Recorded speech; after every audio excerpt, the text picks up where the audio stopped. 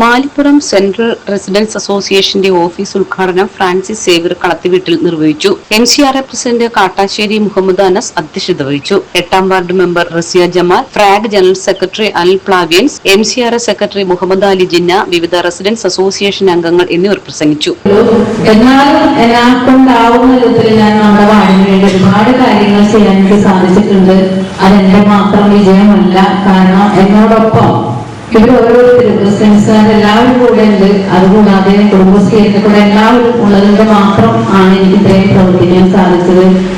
പിന്നെ ഇപ്പൊ ഈ ഓഫീസിന്റെ കാര്യം പറഞ്ഞത് ഏറ്റവും നല്ലൊരു കാര്യമാണ്. റെസിഡൻസിന് ഒരു ഓഫീസ് എന്ന് പറയുന്നത് എല്ലാ കാര്യത്തിനും ഞാൻ എടുത്തു പറയുന്നത് പെണ്ണുങ്ങളുടെ കാര്യം തന്നെയാണ്. അനസ് നേരത്തെ പറഞ്ഞിരുന്നു, പെണ്ണുങ്ങൾ എല്ലാവരും വീട്ടിലിരിക്കുകയാണ്.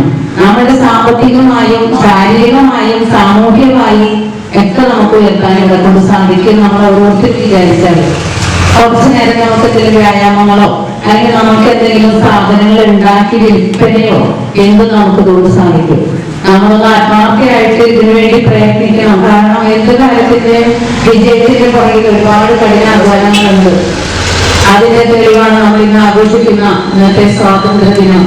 ഒരുപാട് പേരുടെ ധീര ജവാന്മാരുടെ സ്മരണകളാണ് നമുക്കുള്ളത് എന്ന് പറഞ്ഞ പോലെ തന്നെയാണ് ഇന്നത്തെ ഈ ഓഫീസിന്റെ പ്രവർത്തനം ഏറ്റവും കൂടുതൽ ഉചിതമാകട്ടെ.